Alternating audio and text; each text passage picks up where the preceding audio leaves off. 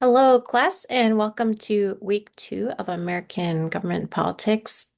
So, last week we read, hopefully, Chapter 3, the Constitution, in Part 2 of your textbook. And I just want to walk through parts of this chapter with you in this video and talk about what it's important to retain. I cannot promise you these are the only things that are important to know, especially when we get to our midterm and final, but these are some big historical events and concepts that we do want to know about. This chapter has a lot of history because we want to know how did we get to the Constitution that was eventually ratified. So I'm going to use our text to walk through this part. We also have some slides this week, and in those are some links to videos. Last week, we also had a video that walked us through the history of getting to the Constitution. Um, in addition, we have an assignment this week to read one of the Federalist Papers, which come up in this chapter 3. And you may, if you've ever seen the musical Hamilton, you will have learned about the Federalist Papers, but they are going to come into play down here in this section of Chapter 3 about selling the Constitution. Particularly Hamilton and Madison are trying to get folks to kind of sign on to this thing. We'll talk more about that in a bit here. So let's dive in on how we got to America, basically.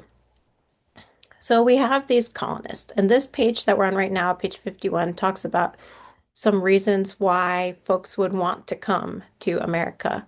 Um, freedom of religion could be one, freedom of speech, press and assembly. And of course, that's just for white males. And also, you know, land and property. Down in the second paragraph, we find that, in fact, these colonists do need a bit of enforcement of that colonization, you could call it, of America because there are people here already, right? There are Native Americans, such as it says here, the Mi'kmaq and Abenaki tribes and others. Um, and so you have British troops that are also here in America and paying them and equipping them and having them cross the Atlantic and reside in the colonies, all of that costs money. And so the British think these American colonists should help pay for that. Well, as we know, taxation is going to become an issue that takes us towards the American Revolution, right?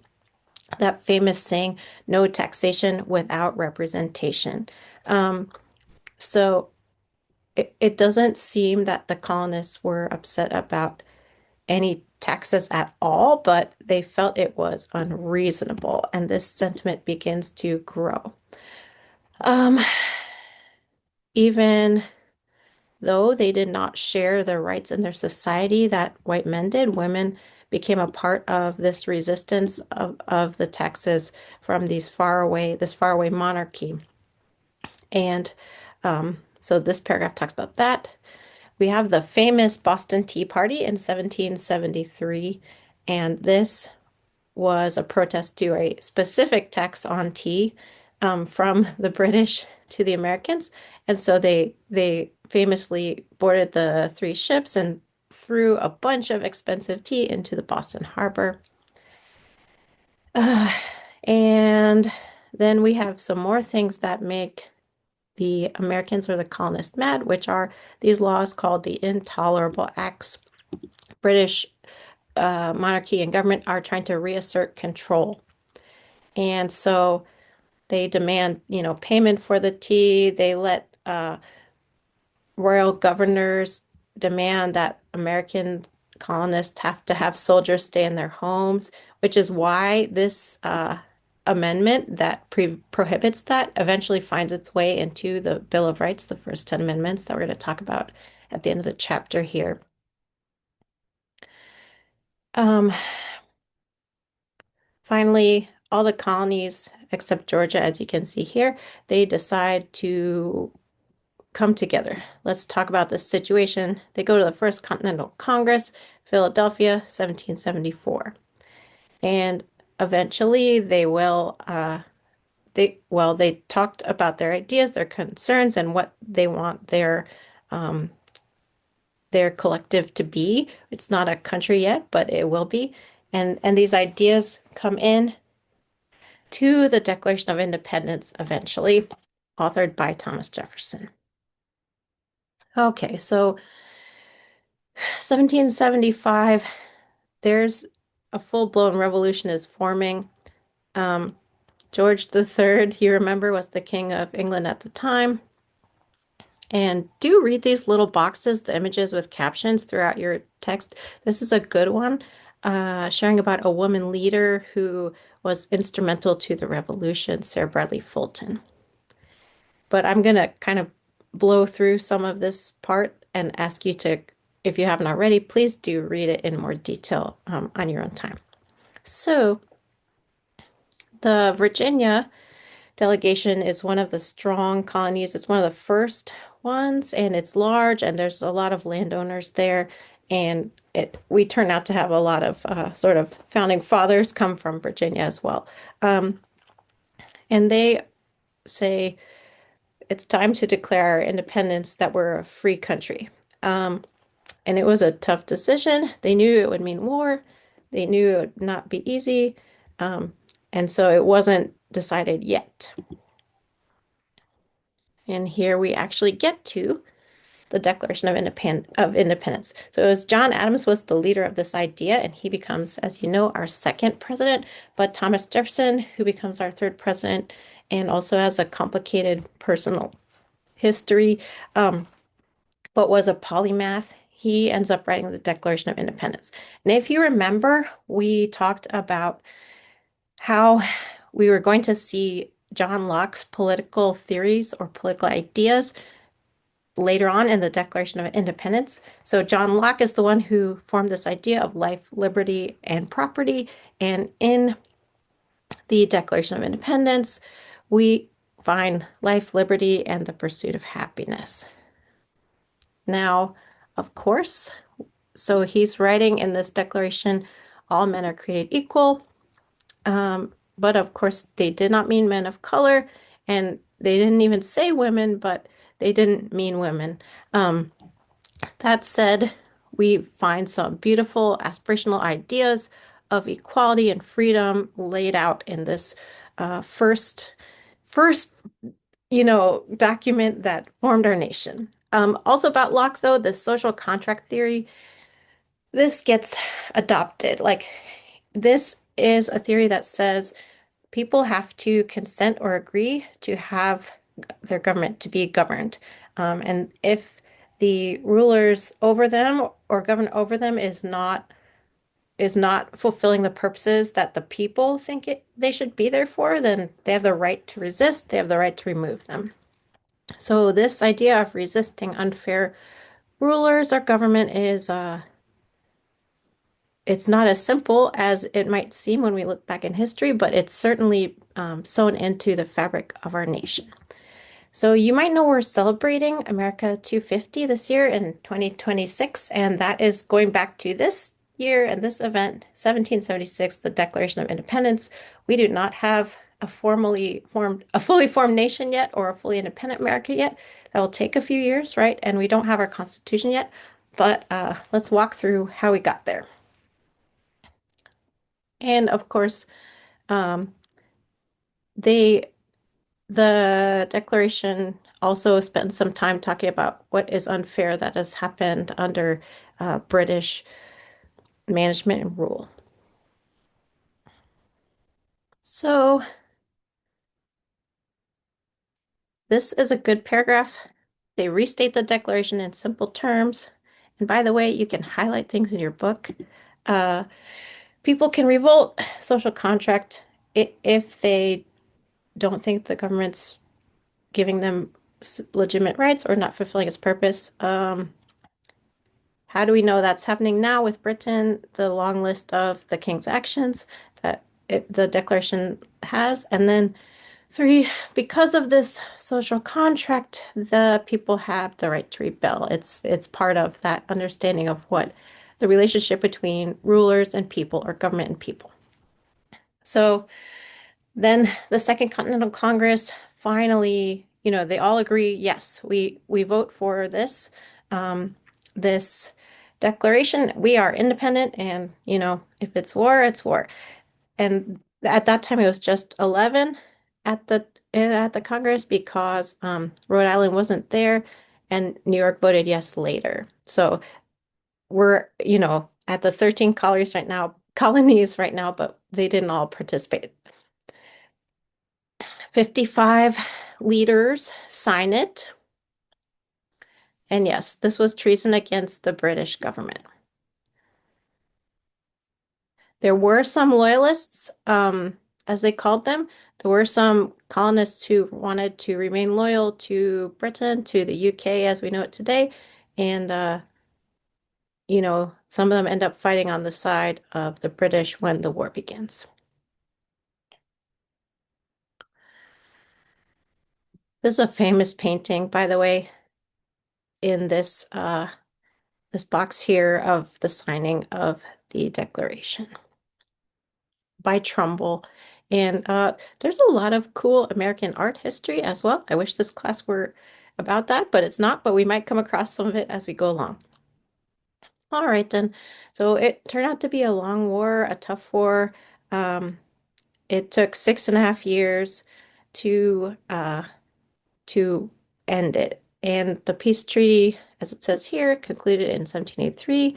It cost a lot of money in terms of lives. I mean, it cost a lot in terms of lives, but also money for, particularly the British had to spend a lot to try to wage this war. Also, the colonists, the Americans, ended up needing to get financial and military help from the French. And and also the Dutch. Also, as it says here, the British were at a disadvantage because everything they needed, they had to bring a really long way over the Atlantic Ocean with, not much technology at the time, and it took forever, and etc. This person, James Armistead Lafayette, he is featured in the musical Hamilton. He was a spy for the revolution, for the colonists for America. He was a tailor, and I think he was a tailor, and he posed as a double agent working for Cornwallis, an important British general, but he ended up, sharing that information with George Washington and helping him win the war as a general. Alrighty.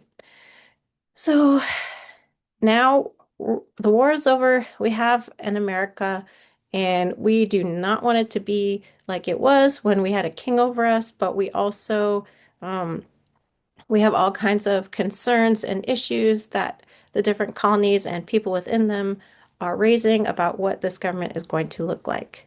Obviously, you can imagine who's taxing who and for what is a pretty big issue.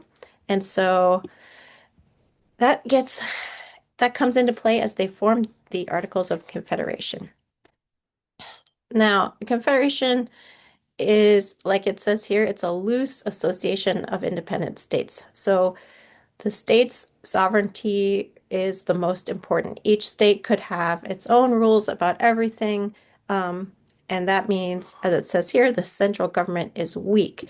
Now, that alleviated concerns about making it anything like being under a king, right? We don't want that anymore, right? They feel strongly about this, but it can also tend to make things dysfunctional and make it hard to fund anything you're trying to do as a confederation as a whole or across one colony to another, one state to another. So they, it took them a long time to even establish the Articles of Confederation, which is basically it's a step further than a treaty among these states. It's a compact, they call it, but it's an agreement. And so it's already 1781 by the time all 13 states approve it. Um, they were tired, as it says here in so many words.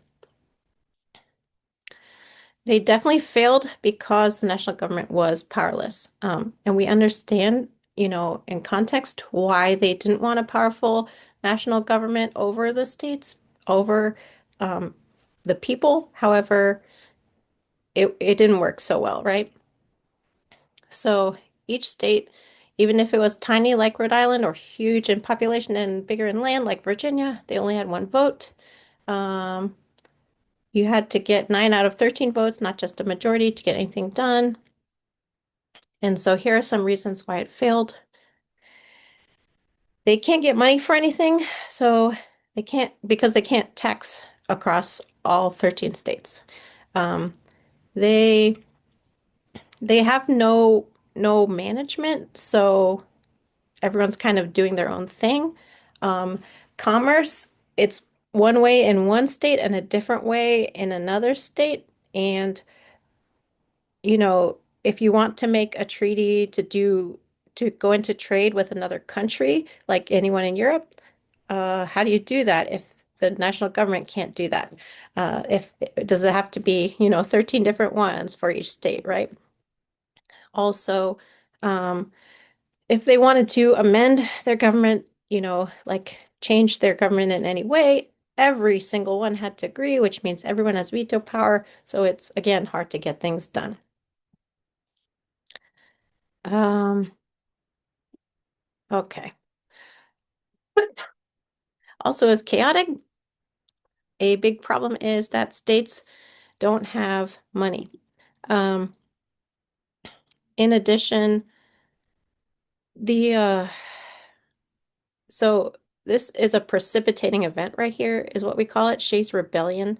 And this is discussed in the video from last week, but we want to understand that it was both emblematic of the issues with the articles, and it in itself was kind of something that everybody heard about, and it caused real concerns as well as loss of life. Um, so what I like to ask my class is, if you were Daniel Shays, how would you feel? How would you feel if you just fought this long war where you were cold and hungry and could have died and saw people die and etc. And now you are supposed to be living in this way better situation, this better nation, but instead there are too many high interest rates and taxes, so you can't even like make your farm work. How would you feel? I think maybe you would feel pretty frustrated and like we're not done with our revolution yet because things are not okay. So that's what happened. Um, Shays and his 1,500 supporters attacked an arsenal, meaning like where they keep all the weapons in Boston and Massachusetts. Actually, Western Massachusetts, not Boston. Why is it always Massachusetts though, right? And so this was a big deal. The the Congress and the Articles of Confederation, the all the states' leaders are like, oh no, we might never stop having wars if we don't get it together. Now, the governor of Massachusetts restored order temporarily through its militia, but it it was a big deal, as I mentioned. And actually, uh, everyone was pretty alarmed except Jefferson, as it says here. This is where we get that famous quote where he says a little revolution, rebellion, sorry, now and then is a good thing, which I think sometimes we also forget as we look at America today. All right, so let's get this Constitution done, right? So they already know they have a problem as the Confederated States. However, um, it's hard to get everyone to agree on what to change and how to change it next, but they're gathering in Philadelphia again.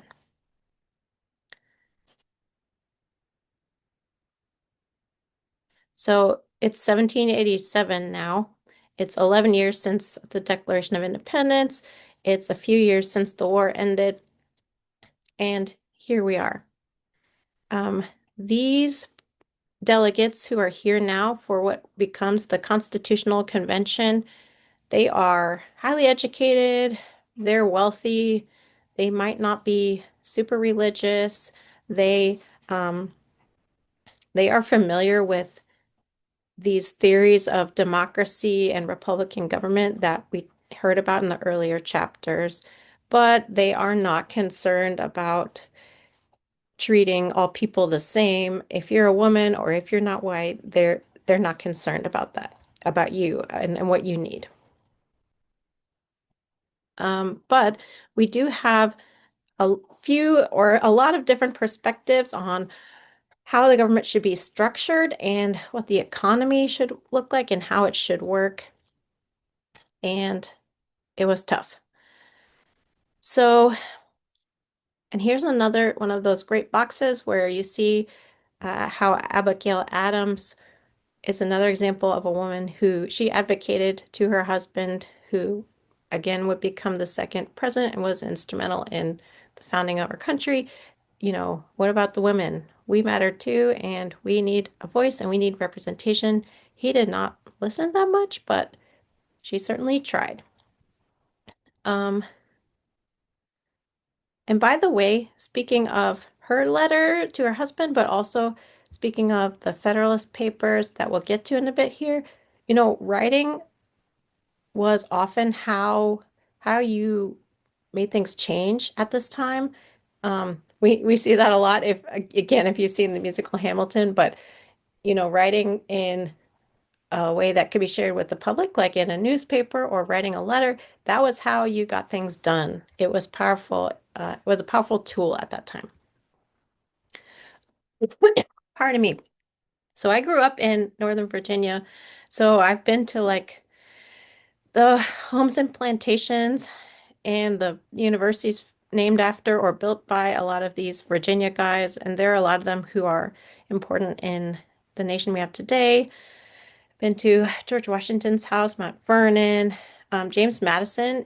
You don't hear as much about him, even though he was also a president, but he um, he was basically the writer of the Constitution. He wasn't the only one, but he's the main one. The Randolphs were this big family that continues to have a role in national history through probably, I think, through the Civil War, etc. So this is the part where we need to know what is the plan that the different factions are proposing. So there is a Virginia plan from not just from Virginia, but from big states, and they also slavery and enslavement is going to be an important issue for states like Virginia. So they proposed the three branches of government that we have now and the bicameral or two-house legislature or Congress that we have now. But they proposed that uh, how many representatives you have should be based on size across the board. And as you hopefully know, we have in, well, I'll get to that in the compromise. Actually, I'll tell you how that turned out if you don't remember.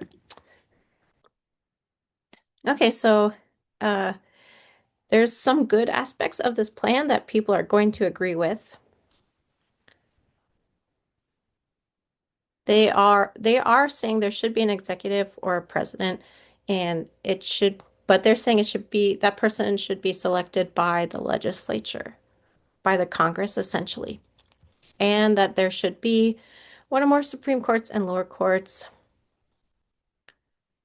And that, yes, the national government with these three branches together should be more powerful than what they've had under the articles, but shouldn't be like a king. And but by having this separation of powers, which we'll talk about more this week, um, you don't, even the one president doesn't have all the power. Please go ahead and read this if you didn't already, but let's go and check out what the New Jersey plan said. So New Jersey was not a big state at this time. It has a pretty big population these days, even though it hasn't gotten, much bigger in size or anything like that. But the New Jersey plan is representing the small states, and they're like, no, we want equal representation. Just because we have fewer people and tax dollars and a little less space, that doesn't mean that we shouldn't have a voice. So but they said there should just be one chamber or one house of the legislators. So not Senate and House of Representatives, but just one. And then they also said it should be like the Senate. Each state has equal representation. They think they don't even say we should have national courts, but there will be a supreme tribunal with limited power. Um, the executive or president should be more than one person. And that said, they do want any laws that the legislature passes to apply across all the states, so we have less chaos and more consistency than we did under the articles. They got this plan defeated, but they brought some ideas that did lead to compromise. And you want to kind of understand this table 3.1. It summarizes what we just talked about what these two plans said. Neither plan advocated for abolition of slavery, so that's important to note as well. All right, so where did we land? We're making progress on compromising, and we get to this idea of the Great Compromise, sometimes called, as it says here, Connecticut Compromise. And so we are getting closer to agreement on the two-house legislature, um, and that provides for both representation based on population, which is House of Representatives, and then equal representation, two for each state, which is the Senate. Um, okay, but uh, we're not done yet. Pardon me. So we're still struggling about, sorry guys, what to do about the executive branch and the president. So finally, they do agree we can just have one president, but like, how do we select them? And so this gets into some concepts that we're going to visit more than one time throughout the course, which is some of these, highly educated, wealthy delegates, they don't want the people to decide. They don't think people are that knowledgeable are going to make the right decision, or they'll just vote on their feelings, or maybe they'll end up like rebelling if their person doesn't win, which sounds a little bit like something that could even happen years later, right? And so they're like, no, the people cannot directly elect the president. But then the small states are like, well, the legislature or Congress cannot just elect the president because, you'll have these big states will have more power to choose them than we small states will. So that is why we have the Electoral College. Um, even though their role is largely symbolic, so there's a lot to discuss here. It's interesting to look into whether we still need the Electoral College. Maybe your answer is yes. And it's good to know why it was established in the beginning, which is some of what we just talked about. That said, it does distort the popular vote. So the percentage of votes that one candidate gets, that changes when you give all the votes in one state or in one area to just one candidate instead of one person, one vote for president. Um, that said, the 12th Amendment changed how we elect the vice president, but um, we still use the Electoral College for that. Okay, so they also provided a way for how you can remove the president from office if you need to, going back to that idea of the social contract, right? And they didn't want to make it easy to do. And still today, you need a two-thirds vote for impeachment to result in removal. As you see here, the 25th Amendment from 1967 actually says that the vice president can initiate a process if the president is incapable of basically doing their job. Like this comes up on the old show, The West Wing. The president in there has a secret medical condition that gets revealed. So they talk through like, okay, like when do we know if he can't do his job anymore? And like, what does that look like? And the 25th Amendment is what guides those decisions. Here are the three presidents who have been impeached. That doesn't mean they were removed. It just means the proceedings occurred to like discuss whether they're still fit to be president. And Andrew Johnson was one, Bill Clinton, and of course President Trump also in his first term.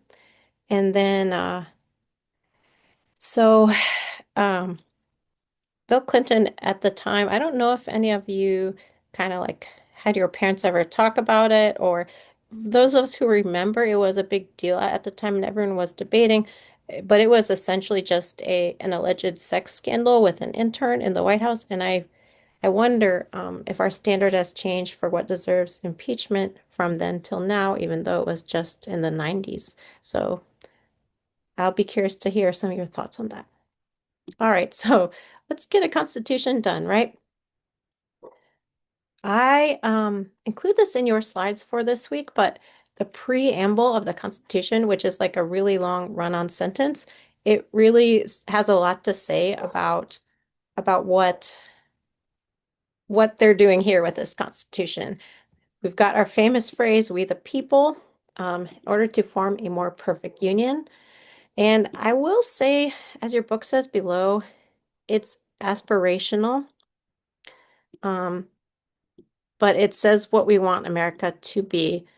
Why is it aspirational? Because it's not a perfect union back then, and maybe not now, because not all the people are sharing in this liberty that it's talking about.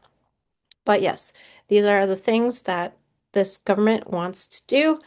We want to have justice. We want to have domestic tranquility, or basically peace and security. We want to have a way to defend ourselves as a nation, promote the general welfare, so like help people have a good life, and of course, have liberty slash freedom for us and our descendants. Order, freedom, and equality, it's all in there. So please remember those themes again as we go through each chapter. And yes, it forms government officially. And here we are, the United States of America. Okay.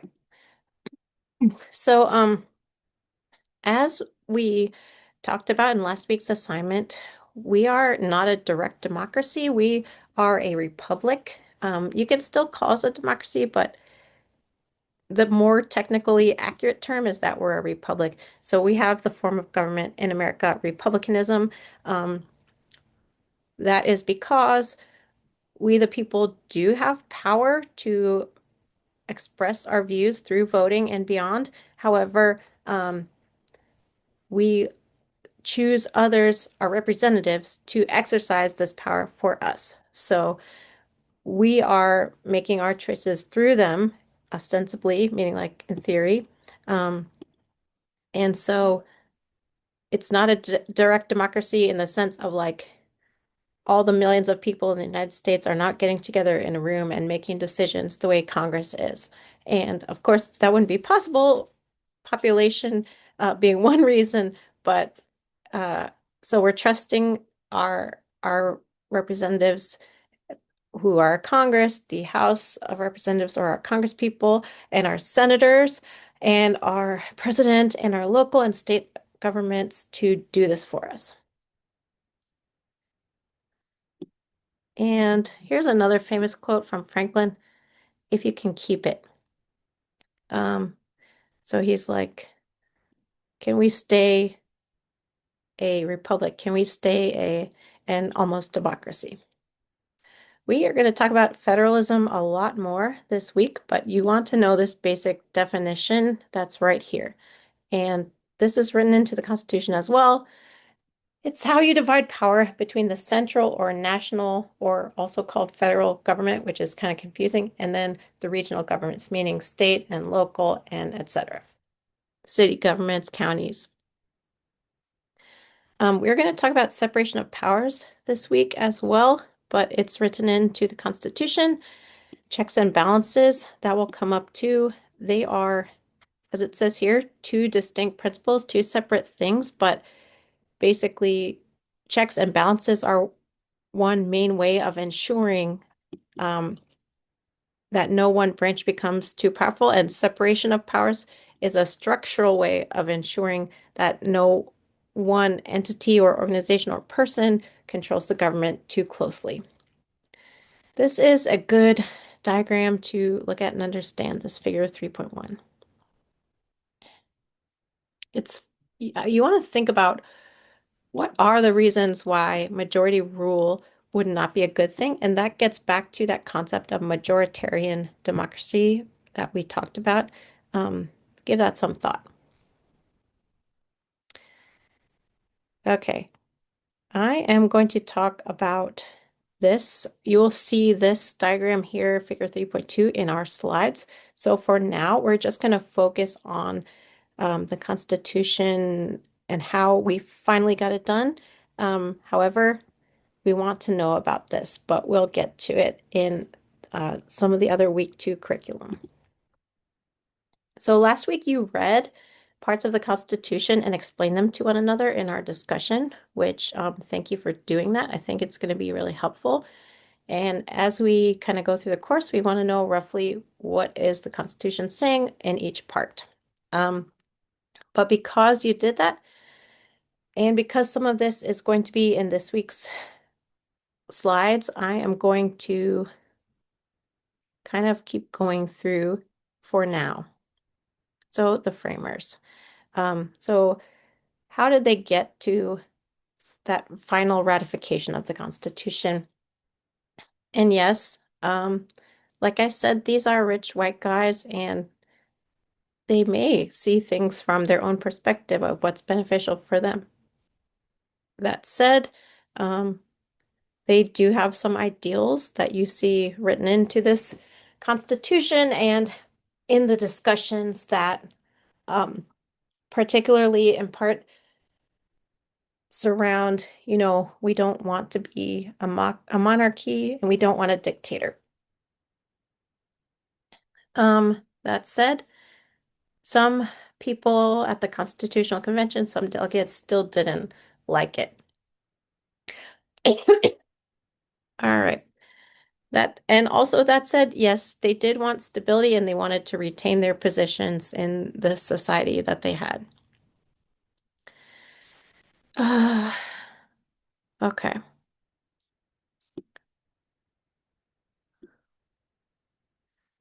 So this is important that just to get it done, there are some people who want to talk about how do we approach slavery, and this becomes a concession that pretty much everyone is willing to make to the slaveholding states just to get it done and without very much struggle, sadly.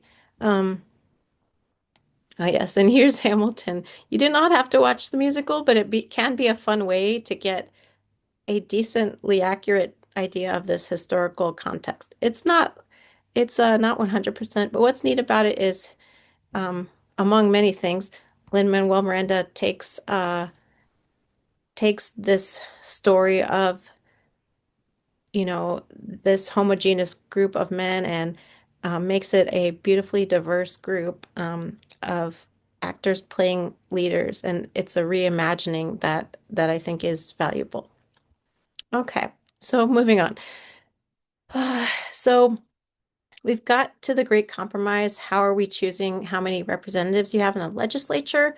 So there's that, but then how do you count the population that you have? And that is when they literally decided that you can count enslaved people as 3/5 of a person instead of one person or instead of zero people. Um, Obviously, these were not people who could vote, and these people were so sadly treated like property. Um, but this was the agreement that they reached just to get it done to be quote unquote fair to both the southern slaveholding states and the northern states. And of course, even though these southern states are not going to give enslaved people any rights, they want them counted as one whole person just for their own benefit. Um, but that's why it ended up as 3/5, in part because the northern states were like, no, that's not fair. It had already been used, this formula, earlier under the Articles of Confederation.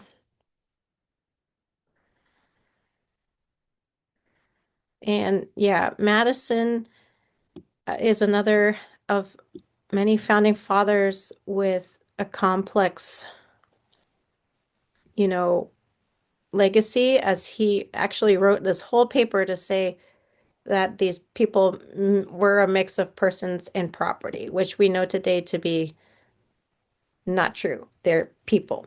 Um, okay. So it's disappointing, but not unexpected how this discussion went down. They considered they didn't talk about ending slavery enslavement period, but they did talk about ending the slave trade. They considered that. But again, in order to get stuff done and get the Southern delegates to ratify, they're like, okay, fine. If if someone runs away to seek freedom, we can send them back to you, which is also pretty messed up from our perspective today. Um,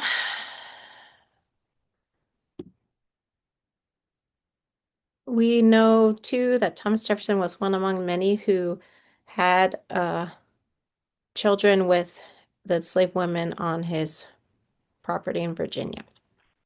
And I actually went to Mr. Jefferson's University, the University of Virginia, for my undergrad. Um, and yeah, yeah. Uh, okay, moving on. So it's kind of disappointing how the approach to people of color went down. Um, Here's a special box on impeachment. Check it out when you have a moment. That said, you can see here these northern states, if they had, if there were slaves there, they got rid of the practice of it, period, just in their states, just not nationally. Okay, so this week again, you are going to have an assignment on the Federalist Papers, and I talked about how writing was important as a mode of getting things done, and it was persuasive. So the people who don't want to ratify this Constitution are called anti-federalists. But the idea of being a federalist is that you want a strong national government. And of course, everyone wants limits on how strong it will be, but they can't agree on, you know, uh, what those limits look like, as we discussed. And of course, as we discussed, they want to avoid anything like the being under British rule, but they also, some people are more okay with what it was like under the Articles of Confederation than the others. So you're just going to read one Federalist paper, but there were 85. Um, and they were written under pen names, yeah. So, and so you have Hamilton and Madison, and then John Jay will be our Supreme Court justice later on. He did write some of them. Uh, there are some important ones, but they are all basically they're using the press to persuade New Yorkers and beyond that we need this Constitution and that a strong federal government is the way to go and why it's going to be okay. Here are This is a good table to know as well, the differences between the articles and the Constitution. Anyway, this is a good explanation here in this paragraph of Federalist number 10. And so over here in week two,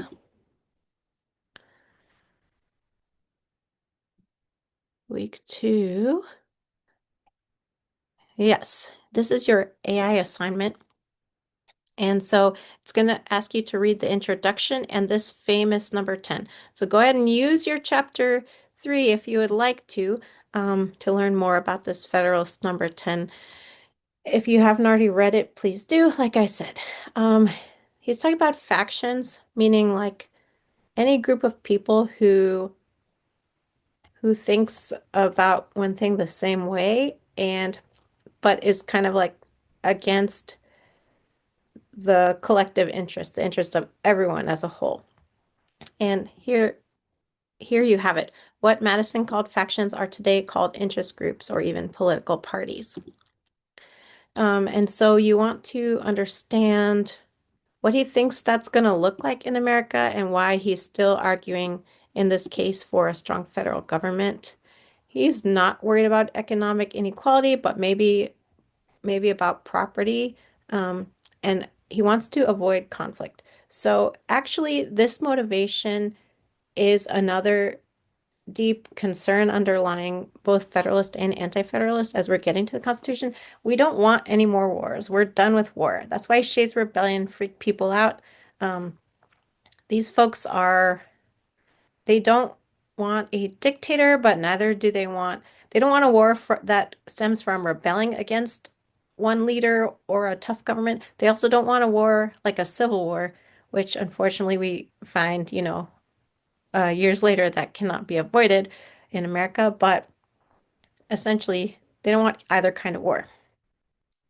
Okay. They also don't want mob rule, and Madison's saying that the Constitution will prevent this. So again, think about majorities and majoritarian versus pluralist approaches to democracy as you read Federalist 10. And so his main argument, he's just saying like there won't be just one group that dominates. Um, and actually, if we're a big country, it'll be better. And so he is not a proponent of majoritarian democracy. And so he's more of a pluralist, even though he's not calling it that yet. Um, Federalist number 51 is another important one.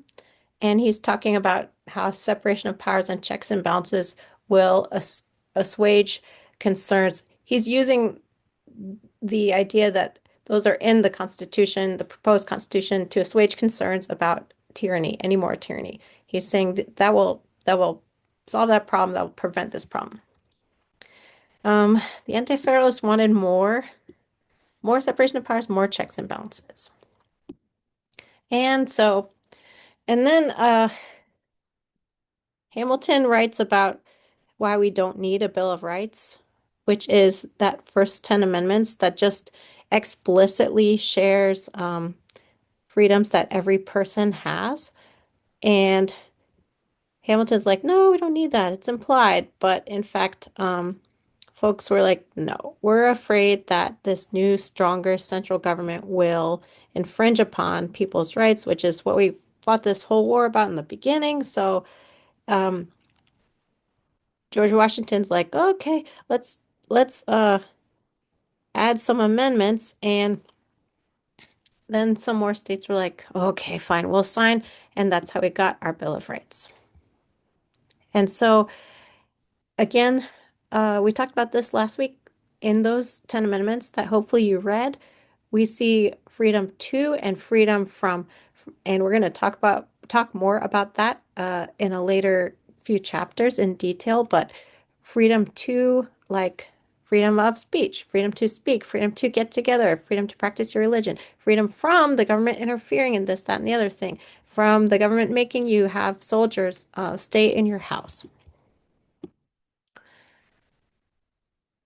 Okay.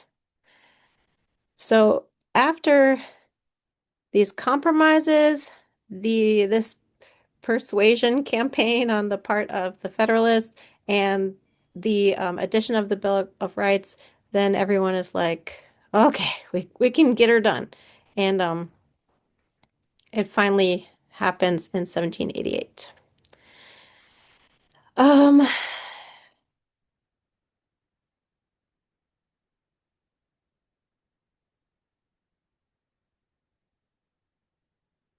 okay. As you know, the Constitution can be amended. We are going to talk a lot about judicial interpretation as we go on with the course. And yes, there are plenty of things the Constitution does not address, whether because it wasn't an issue back at that time or because they purposely didn't want to regulate it or etc. They also Like it says here, so we're going to talk about how the Constitution is interpreted later on, but the framers were pretty smart and pretty prescient, and like they foresaw a lot more than you might imagine in the 18th century. That said, they could not have imagined the America we have today, how big it would be geographically and number of people. They couldn't have imagined the technology we have today, et cetera, et cetera, et cetera. So there are definitely going to be scenarios that, we have to figure out without their help and without the Constitution's help. I don't mean without the Constitution's help, as in it would not be relevant. It would always be relevant. It would be the foundation of what America should be doing, but there's specific situations that, it might be silent on. Okay. You want to think about what it says here in this last section that I mentioned already. How are freedom, order, and equality balanced in the Constitution we ended up with at that time? And where do we see majoritarian versus pluralist democracy in our government that was framed by the Constitution? Okay, so give that some thought as well. Okay, and that is everything for our lecture, kind of how we got to the Constitution.